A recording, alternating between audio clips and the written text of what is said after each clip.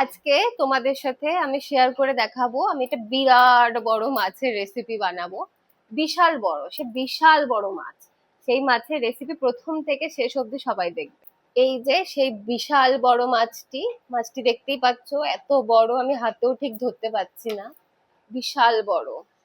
এবার এই মাছটাকে আমি কাটবো, আমাদের বাড়িতে ফ্যামিলি মেম্বার 5 জন, তো 5 পিস আমাকে তো করতেই হবে। এটাকে 5 পিস, আর মাছটাকে 5টা পিস করে নেবো। এই যে একজন লেজ খাবে, এইটা একজন খাবে, এটা আরেকজন, আর মাথাটা। এবার আলুটাকে একটু ছুলে নি। মাছটা এত বড় রান্না করার জন্য একটা গোটা আলু তো লাগবেই। গোটা আলুটাকে একটু ছুলে নি। 5 পিস করা হয়ে গেছে। এবার বাকিটাকে কুচি কুচি করে নেব।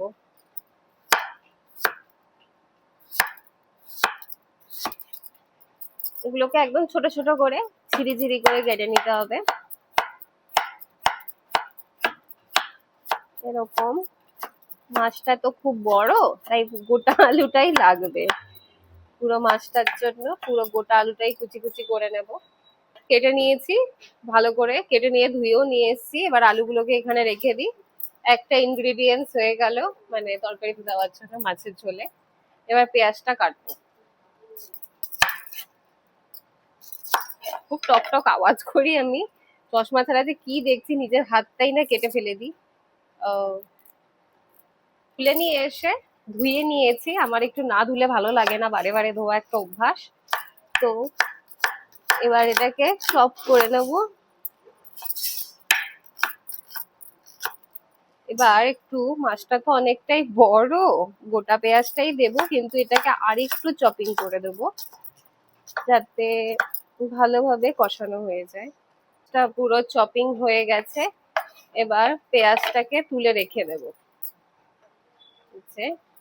আলু পেঁয়াজ কাটা ডান। কাটবো না, মানে ছুলবো সরি। এবার ছুলবো হচ্ছে এই রসুনটিকে। রসুন আমি বেশি পছন্দ করি না, কিন্তু লোকে পেঁয়াজ রসুন ছাড়া রান্না বান্না খায় না। তো তাই জন্য মেনলি পেঁয়াজ রসুন নিয়ে বসা। আমি খুব একটা রসুন পেঁয়াজ পছন্দ করি না। পেঁয়াজ যেটুকু পছন্দ করি, রসুন একদমই পছন্দ করি না। তো 2 কোয়া দেবো, কারণ আমি রান্না করবো, আমাকে তো খেতেই, দেখতে সেরকম পারি না। -5 আমার পাওয়ার। তো বুঝতে পারছি না, মাছের সাইজটা মনে হয় অনেকটাই বড়, আমি কিন্তু বুঝতে পারছি না। আপনারা কমেন্ট করে কিন্তু বলবেন মাছের সাইজটা বড় না আমি চশমা পরিনি বলে বড় দেখছি, আমি ঠিক জানি না ব্যাপারটা। রসুনটাও অনেক বড়। তবে চাপ মেরে এভাবে কুচিয়ে কুচিয়ে দেওয়ার একটা টেকনিক শিখিয়েছিল, যেটাতে হচ্ছে সবসময় মিক্সার গ্রাইন্ডার ইউজ না করলেও হয়, তো এইভাবেও হয়ে যায়। একটুখানি দেবো। আদাও আমার বেশি ভালো লাগে না, কেমন একটা ঝাঝালো টাইপের লাগে। বেশি আগেই কেটে ফেলেছি, এটাকে পিল করা যাচ্ছে না। যাই হোক, কিছু করে একটু করে দিই। বেশি কচি কচি আছে, বেশি পিল করার দরকার নেই। এবার এটাকে কুচিয়ে নেব, দিয়ে দেবো এর মধ্যে। আর কাঁচা লঙ্কাটা লাস্টে দিলে একটু দেখতে সুন্দর লাগে। এবার ফোড়নে আমি দেব হচ্ছে, চামচটাও নেই, যাই হোক, এই জিরে ফোড়ন। তারপরে দেব একটু হলুদ, তো দেবই মাছে, হলুদ 1 চামচ। আর দেব কাশ্মীরি লঙ্কার গুঁড়ো, ঝাল বেশি হয়ে যাবে তাই কাশ্মীরিটাই দেব। কাশ্মীরি লঙ্কার গুঁড়ো দিয়ে দিলাম। আর দেব হচ্ছে লবণ।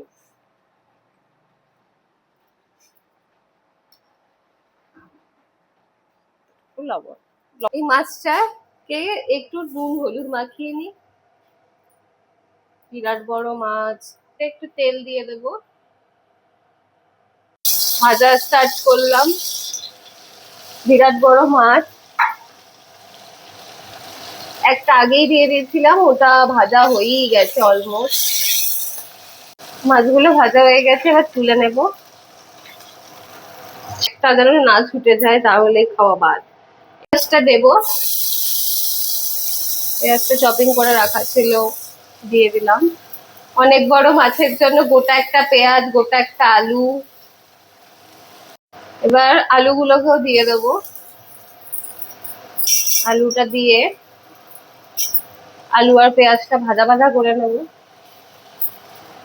একটুখানি লবণ দিয়ে দিই, লবণ আর হলুদ।